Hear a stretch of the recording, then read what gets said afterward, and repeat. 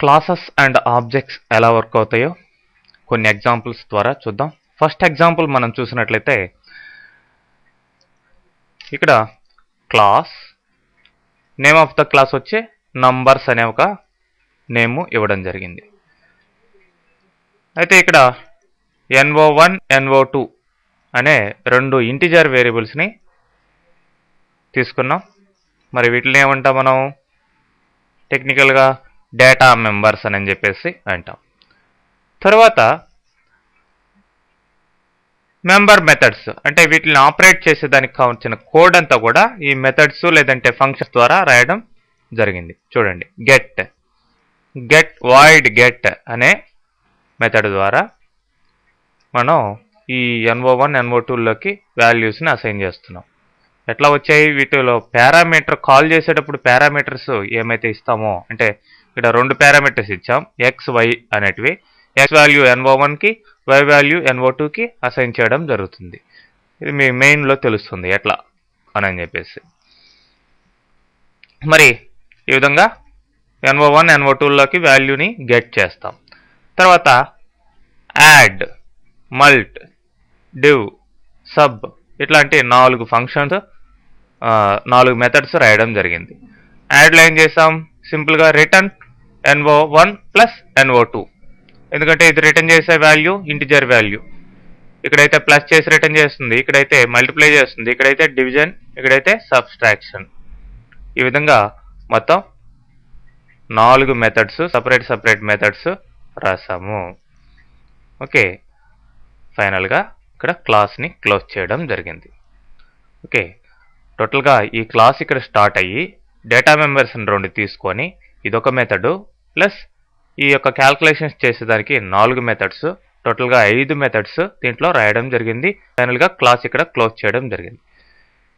సరే, ఇప్పుడు మళ్ళీ మన మెయిన్ మెథడ్ ఉండే క్లాస్ని స్టార్ట్ చేసుకున్నాం. ఇది పైన ఉన్న క్లాసు వేరే సపరేట్ క్లాసు. మరి మెయిన్ మెథడ్ ఉండే క్లాసు ex30 ఇదేనమాట. ఈ పేరుతోనే మనం సేవ్ చేస్తున్నాం. ఈ క్లాస్ని క్రియేట్ చేస్తాం. దీంట్లో మెయిన్ మెథడ్ని ఇచ్చాం.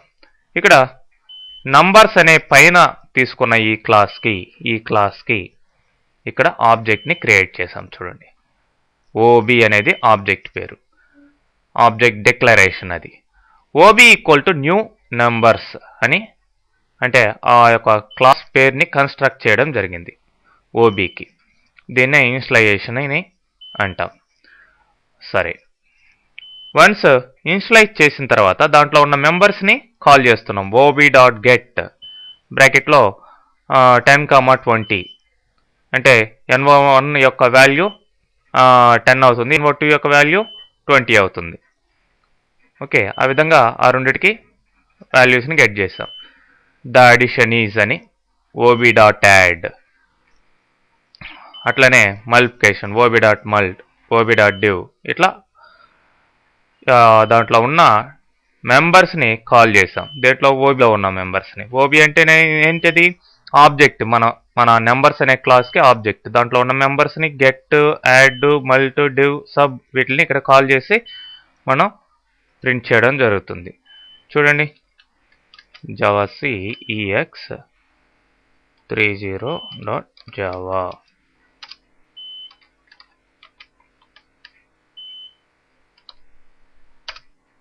ఓకే, రిజల్ట్ వచ్చిందా? అట్లా అన్నమాట. నెక్స్ట్ ఎగ్జాంపుల్ చూసినట్లయితే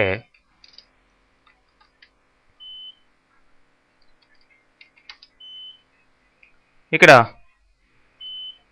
నంబర్స్ని ఒక క్లాస్ తీసుకున్నాం. దీంట్లో ఈ 2 డేటా మెంబర్స్. డిస్ప్ అనేది ఒక ఫంక్షన్ తీసుకున్నాం. no1ని no2ని డిస్ప్లే చేసేదానికి ఒక మెంబర్. ఇదేమో డేటా మెంబర్స్ ఈ 2, ఇదేమో మెంబర్ మెథడ్. That's all. ఈ క్లాస్ అయిపోయింది ఇక్కడ దాకా. ఇప్పుడు మెయిన్ మెథడ్ ఉండే ఈ యొక్క ex31 అనే క్లాస్ని తీసుకున్నాం.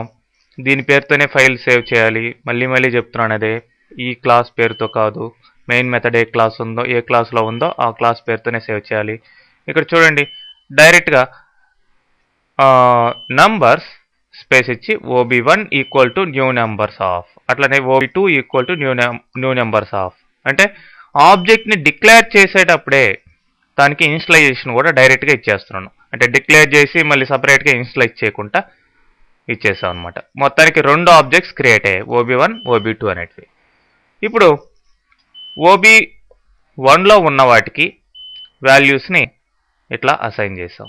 OB1 dot NO1 equal to 10, NO2 equal to 20 వాటిని డిస్ప్లే చేస్తున్నాం. అట్లానే OB2లో కూడా ఈ రెండిటికి వాల్యూని అసైన్ చేసి డిస్ప్లే చేయడం జరుగుతుంది. చూడండి.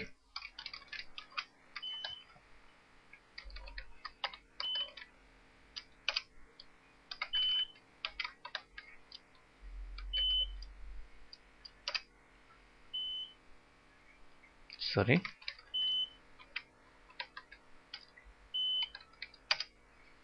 ఓకే, ఆ విధంగా వాల్యూస్ డిస్ప్లే అయ్యాయి. తర్వాత నెక్స్ట్ ఎగ్జాంపుల్లో చూసినట్లయితే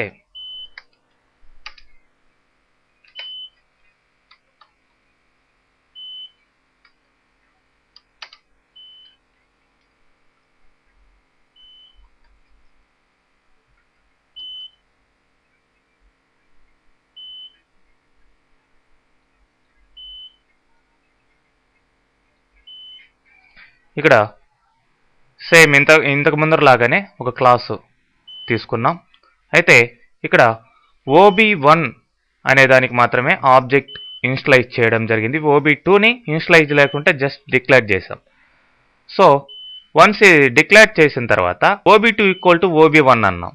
అంటే OB1కి కన్స్ట్రక్ట్ చేసింది OB2లోకి అసైన్ చేస్తున్నాం అనమాట. OB1 ఈక్వల్ టు నల్ అన్నాం. అంటే OB1లో కన్స్ట్రక్ట్ చేసిన ఇనిషియలైజేషన్ని డీఇనిషియలైజ్ చేసేస్తాం అనమాట. ఇప్పుడు OB2లోకి వాల్యూస్ అసైన్ చేసి వాటిని డిస్ప్లే చేయడం జరిగింది. సో చూడండి.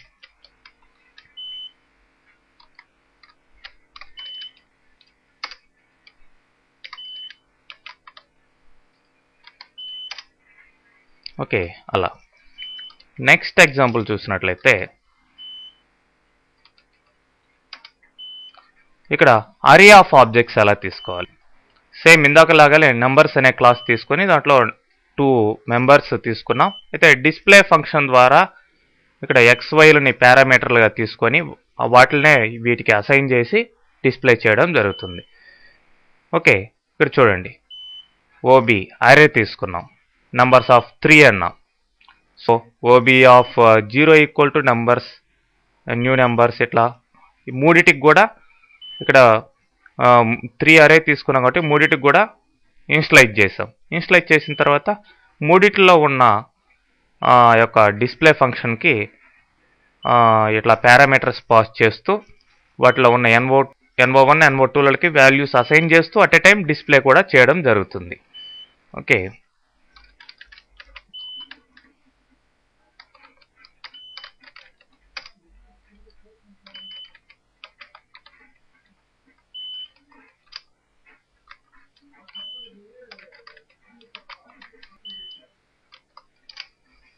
ఓకే.